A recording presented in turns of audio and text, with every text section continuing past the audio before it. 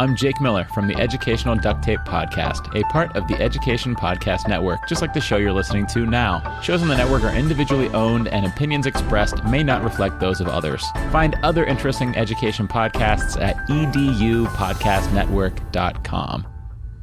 Coming up on episode 180 of the House of EdTech podcast, we're going to go over EdTech tips and strategies for the end of the school year.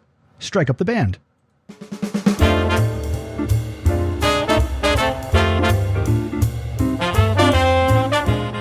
Welcome to the House of EdTech podcast. I am your host, Chris Nessie. The House of EdTech explores how technology is changing the way teachers teach and the impact that technology is having in education. I discuss technology that is changing our classrooms and schools, and I share tools and tips that you can hear today and use tomorrow. You're going to hear the stories of teachers, leaders, and creators just like you. The purpose? Whether you use it or not, technology is changing the way you teach and how your students learn.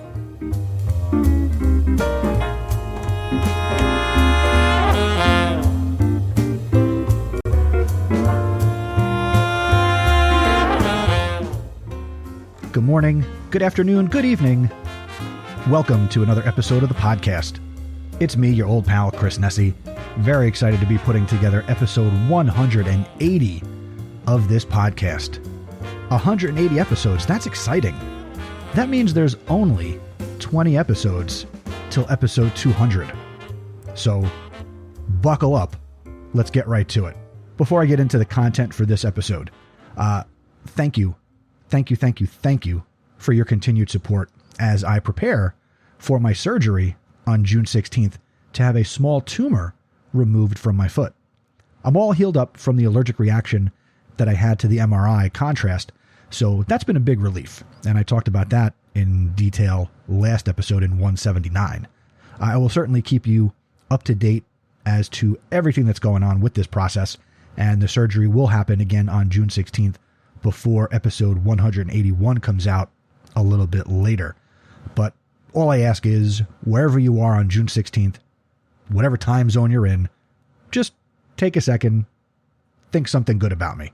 It's been a while since I've had any type of major surgery, and maybe some point I'll figure out how EdTech and my medical history go together, and I could tell you some stories.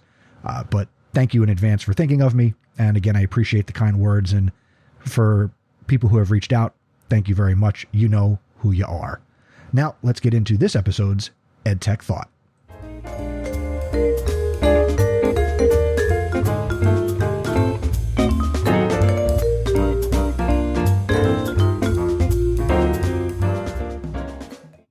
For this episode's House of EdTech Thought, I want to talk about a couple of things. I'm sitting here at a park on a beautiful spring summer day here in Central Jersey, and two words come to mind: appreciation and relaxing. I'm here watching both my boys participate in a running clinic, running camp that they've been coming to for a few weeks now.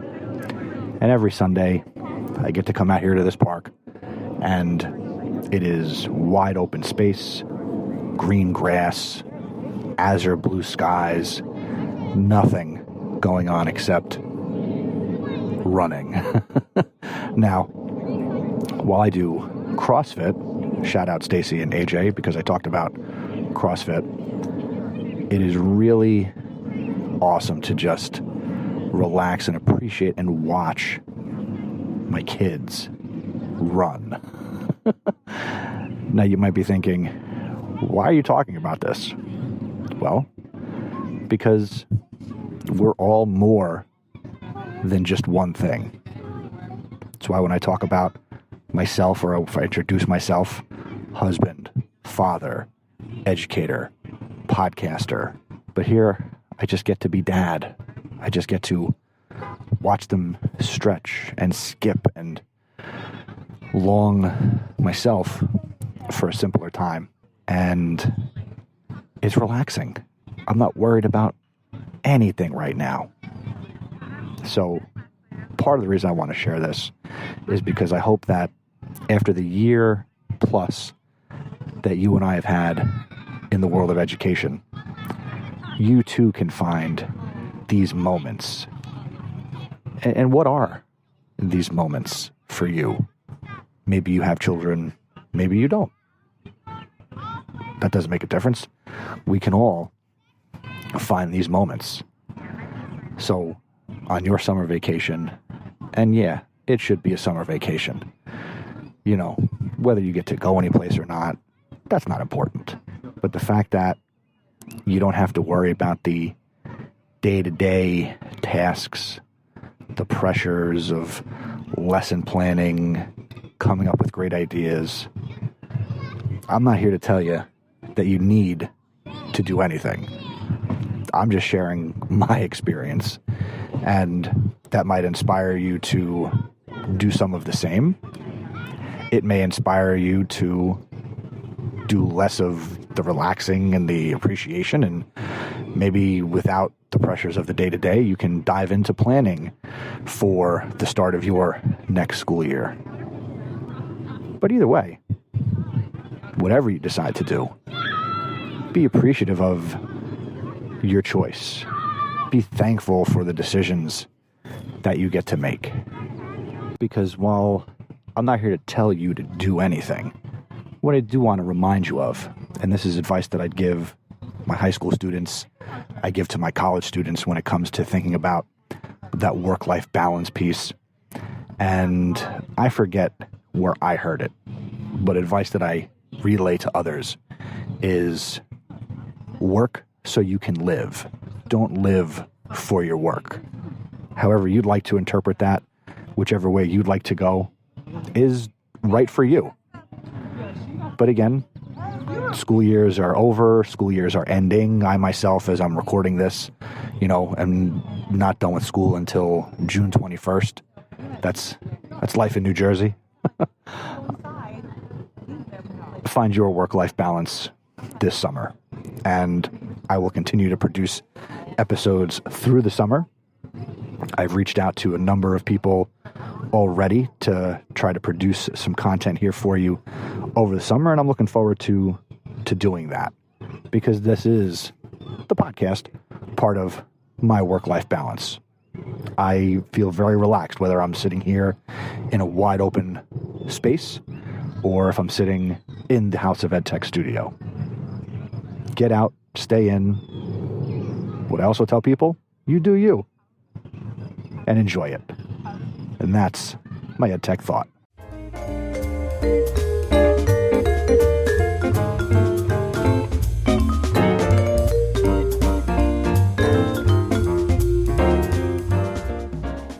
For this episode's House of EdTech recommendation, this kind of goes with the theme of this episode being the end of a school year for many people. Now, if your school year already ended, I apologize. I kind of go based on my schedule, and my last day of school is June 21st. That's how we roll here in New Jersey. But today I want to talk about Google Takeout. Google Takeout is a service offered by Google that backs up all of your Google account's data into one file, which you can then download. When you use Google Takeout, you'll download all your emails, your YouTube videos, your comments, your Google Drive files, and a whole lot more. Now, I say this with one caveat. This is something that districts have to let you do. So if you go to takeout.google.com and you try to do this and it doesn't work, reach out to your school or your district's IT department and ask them why. This is certainly valuable for graduating seniors or 8th graders or 5th graders. If you've got kids who somehow transition out of the district, certainly students should be able to take with them what they want to take with them in terms of their work. Now, in terms of your work and documents and stuff, certainly this would make it easy, but I know in many places, the work you do, and if you use school accounts and things like that, all that content is property of the school district. But ultimately, if you do want to take it with you, a way around that is to share things with your personal account or another Google account that you control and make another account the owner and then kind of take your school account away. So there's ways around everything, but certainly Google Takeout is the easiest way to transfer information and data out of one Google account to have it, and then you can import that information into another Google account. So if you need Takeout, go to takeout.google.com. And that's my EdTech recommendation.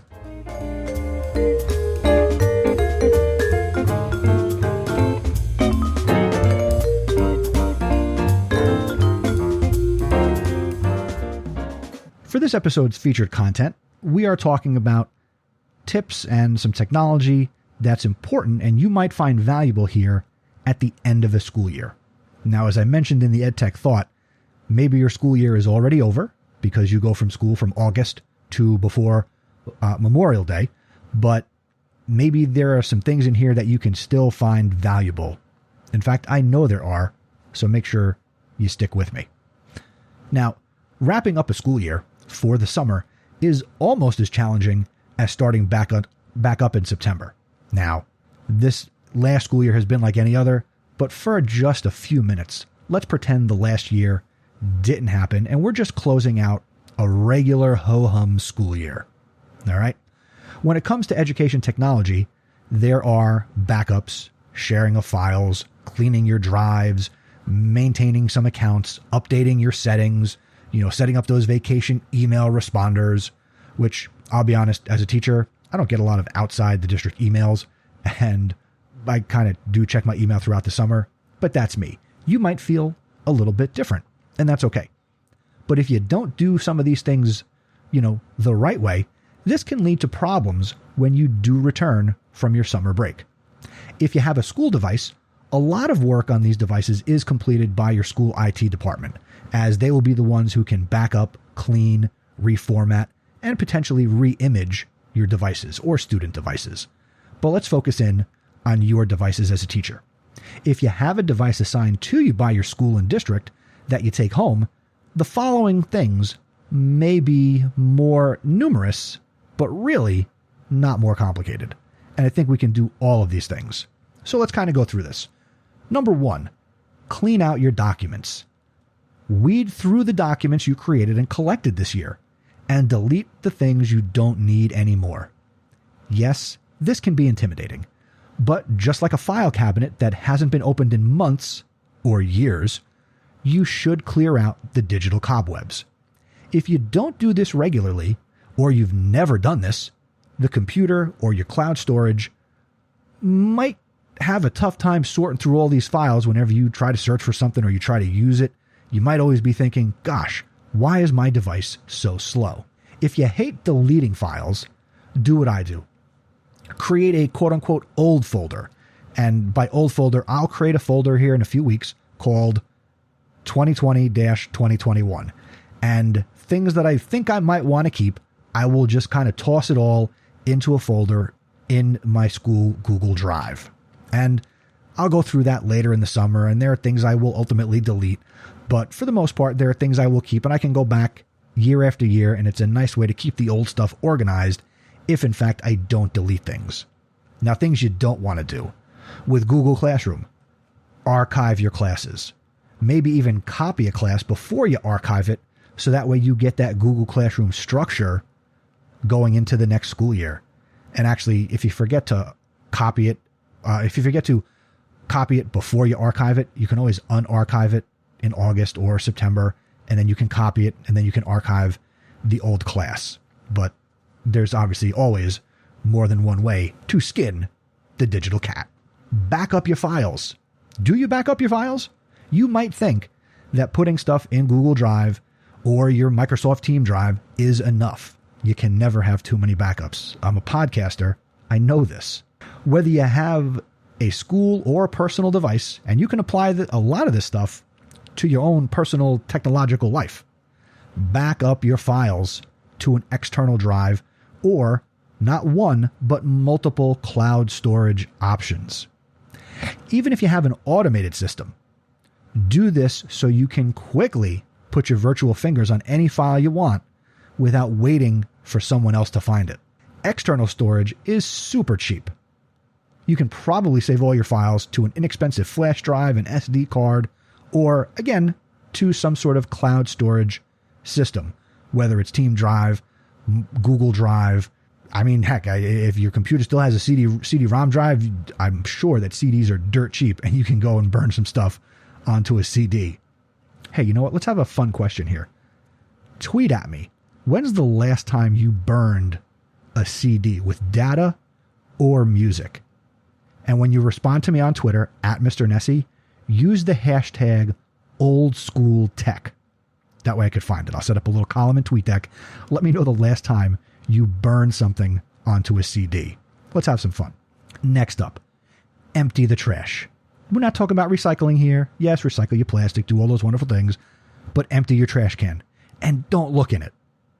If you haven't missed something by now, it won't matter if you throw it out. So if something somehow found its way into your trash can, just delete it. Just delete it. And that's all I'm going to say about that. Empty the trash. Next up, learn to use programs or get rid of them. You know that program or that software suite that you were super excited about to get and then you never learned how to use it this year? Learn it or lose it. If you still have a program installed, but now use a different program for the same task, delete the old program shortcuts and the downloads. Extra files and drivers and permissions, all that stuff just gets in the way of the speed and efficiency of your computer, whether it's your own computer or your school computer. Now, if you don't have the ability to uninstall software, well, then you can't do it. But if there are things you can uninstall off a school device that you don't need or you don't use, do that. And just replace it with something that you do use. Speaking of software, update your software. Many, probably most, you have updates that have to do with security. Now, for the most part, if your school district maintains Mac devices or Windows devices or iPads or anything like that, your district is probably pushing updates, and a lot of those updates have to do with security. You should install these software updates to protect against malware and secure your personal data. These are some of the things you can apply to your own personal devices. Make sure you keep your software current, or as current as you can. Do that as part of this yearly close out the school year, but try to promise yourself you'll at least look at this once a month. I know as a Windows user here at home, here in the House of EdTech, I try to keep this computer tip-top shape, current, up-to-date, and I've got some programs on here that track that and let me know I have updates besides what Windows tells me. So I go the extra mile to make sure that my device is running at its peak performance, because if it doesn't, you don't get episodes, and I can't do some other fun things that I like to do on the computer. So try to keep your software current and make that a habit that you do think about. Also, if it's a school device and you notice that something needs an update and you don't have permission to update it, shoot an email to your tech person or tech people and let them know, hey, I'm getting this notification that this needs updating.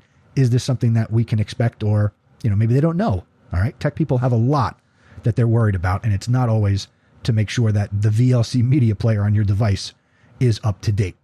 Next up, clean the junk off your desktop. I see this so often when people come and say, hey, Nessie, hey, Mr. Nessie, I need your help with my computer. And they show their computer and they boot it up and I see their desktop, and my goodness, the amount of crap we can put on our desktops. Okay. So are you that teacher that saves everything to your desktop or your home screen? Do you know someone who does? A clean desktop is a happy desktop. Let's Marie Kondo our desktops, right? If the icons on your desktop don't bring you joy, get them off your desktop. Consider moving files and programs into shortcuts, into folders. Now, then you'll be able to see your district's beautiful wallpaper. But I actually have a hack for that.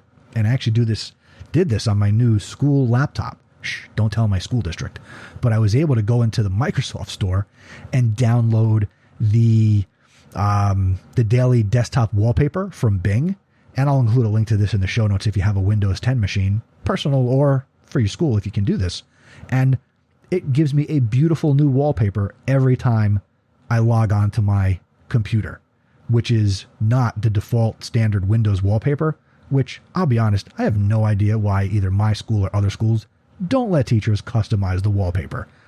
In other districts, I've had the ability to do that. And I remember early in my career, I would change the wallpaper out almost every day, and I would try to theme the wallpaper, either for the week or the unit of study. And, projecting on the screen, that's like a piece of art in your classroom, especially when it's not littered with icons and files taking up space. You can really make use of that desktop. I mean, you could even customize your own wallpaper, or I'm sure you can go on Pinterest or Google desktop wallpaper organizer, and you can find wallpaper that will be like a graphic. So if you can customize the wallpaper, you could like put your files in certain places, and you might find this helpful as a way to organize what is actually on your desktop, like you would put Post-its on a wall or on a pushpin board. So get creative and have fun with how you organize your desktop. Next up, and this is the penultimate recommendation, clean out your subscriptions. Review all the automated emails and potential RSS feeds that you're subscribed to in your inbox. Unsubscribe from those things that no longer meet your needs. Every email you get from a company, from a newsletter, from a website, at the bottom, by law, they've got to give you some sort of unsubscribe or opt-out option. So it's not that complicated. Some things you no longer need. Actually, just before sitting down to record this, I did this myself on my professional email and my personal email. I got rid of a bunch of stuff, unsubscribed, because I realized I never read the emails. You buy one Yankee jersey and you get 3 emails from fanatics in the MLB store every day. Not anymore for me. So if there's emails that you keep getting that you're just like, delete, delete, delete, go unsubscribe from it. If you really need it, you could go back to that website and you could resubscribe. But for now, declutter your inbox. Maybe you're a pursuer of inbox zero. This might be what helps you finally get there. You will appreciate this cleanup when getting through your daily email in September and October, when I know we all get a lot of emails, is much faster than it used to be. And our last recommendation here is we're talking this episode about EdTech for the end of the school year. So our final tip and recommendation, make alert notifications weekly instead of daily. So during the school year, you might get a bunch of Google alerts, but now it's summer vacation. Set some things to only summarize or give you updates on a weekly basis. If you get emails with social media updates, Twitter, Instagram, if this, then that, anything that's giving you regular updates about activity on a platform or a service, go change your notification settings to once a week instead of daily. You could always change these back to weekly when you get back to school, or here's a inside baseball, consider turning off all these updates for the summer. You could always get back into the swing of things during the school year and then turn on some of these updates.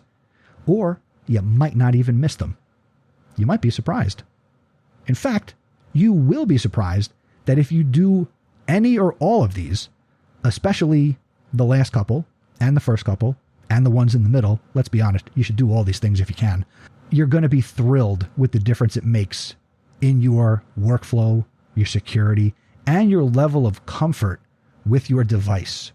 Because if we now come back to reality and we remember what the last 15 to 18 months have been in education, this could make your job easier. It hasn't been easy, so these are some little things that you can do to make the technology work more for you. If you have other tips of what you do at the end of the school year, I would love to hear your tips.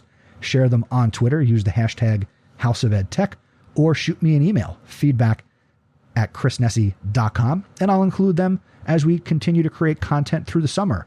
Because that's right, maybe you're new to this podcast. I don't take the summer off. I produce this content year-round. Other podcasts, I'm not saying it's bad. Every podcast is unique. Every podcast is special. But I am here not only for me, but I am here for you through the summer months because I love to create this content for you. So feel free to share and help me build some episodes throughout the summer. Now, let's talk about just giving it a try.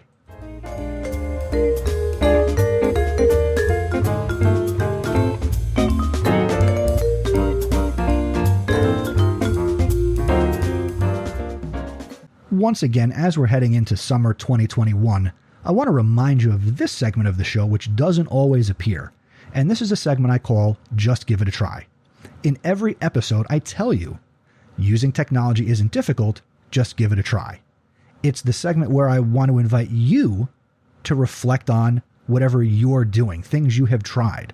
So as we go into summer 2021 and we wrap up the 2020-2021 school year, and if you notice, I got to slow down to say that so I don't sound like a fool when I do. I want to invite you to reflect on the school year that was and contribute to Just Give It a Try. Share your story. This is the segment where you share something that you tried that worked, or maybe it didn't work. All right. I love stories of failure.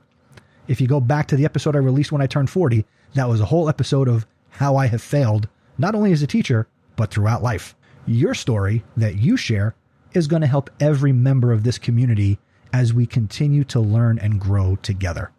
You can submit your Just Give It a Try story anytime you want by visiting chrisnessy.com/feedback, or you can go to chrisnessy.com/flipgrid, and you can leave it on Flipgrid, and I will include that in a future episode. So thank you in advance for sharing, and I look forward to hearing and sharing your stories.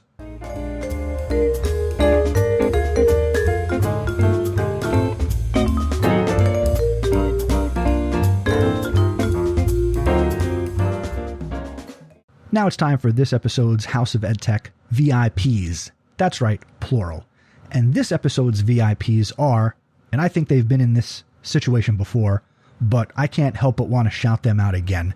And these are my two great friends in education, AJ Bianco and Stacy Lindis. Stacy and AJ are no strangers to this podcast, and together we recently hosted and released our 100th episode of Podcast PD. Did you know I hosted another podcast? It's called Podcast PD. Just thought I'd throw that in there. Now, back to Stacy and AJ. I couldn't be more proud of the podcasters and content creators that Stacy and AJ have blossomed into. Podcast PD started as a blog post on Stacy's now retired blog.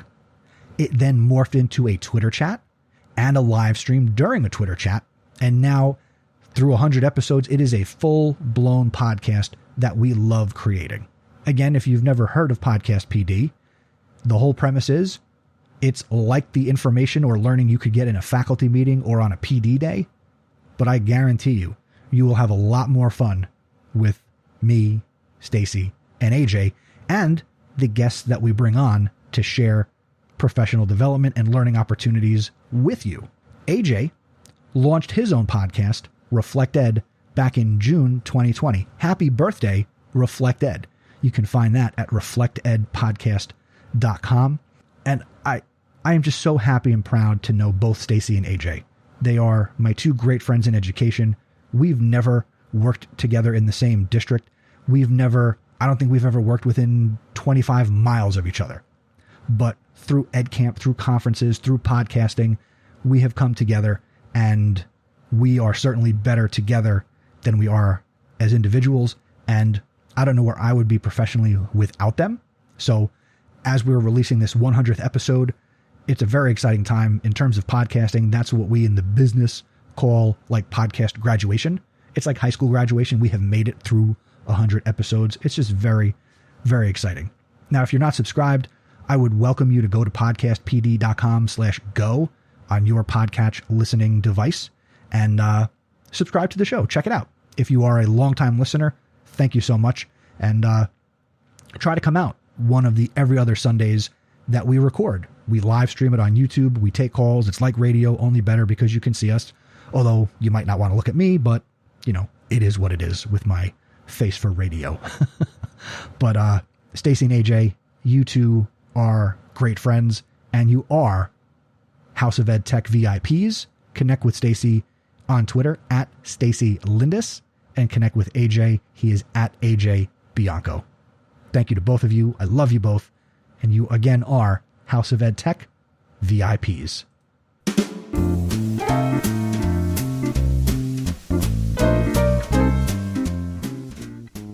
Thank you for checking out this episode of the House of EdTech. Keep the conversation going. I would love to connect with you and hear your thoughts on the information and resources shared in this episode and any episode. If you want to learn more about what I talked about here, head out to chrisnessy.com/ HoET180.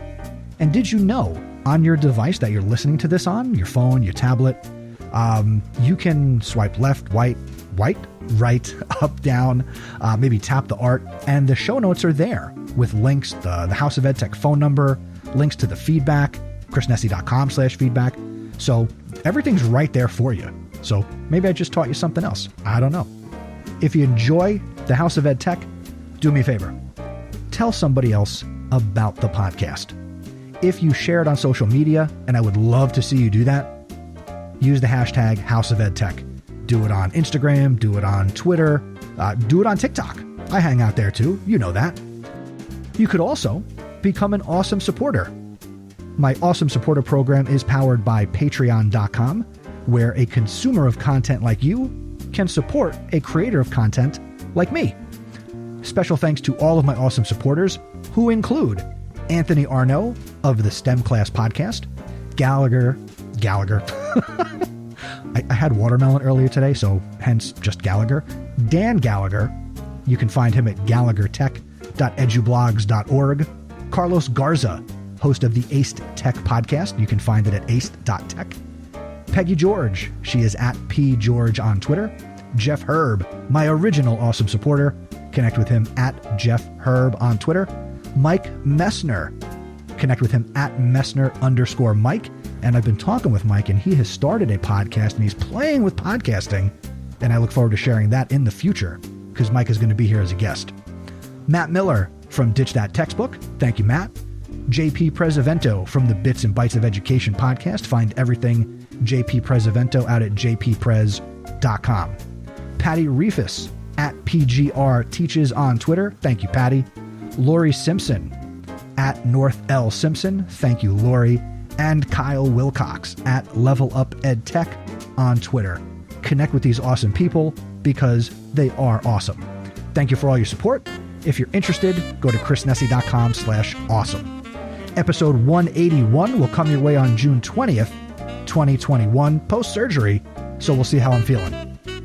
Until next time, thank you for learning with me, and remember, using technology isn't difficult. Just give it a try. Thank you.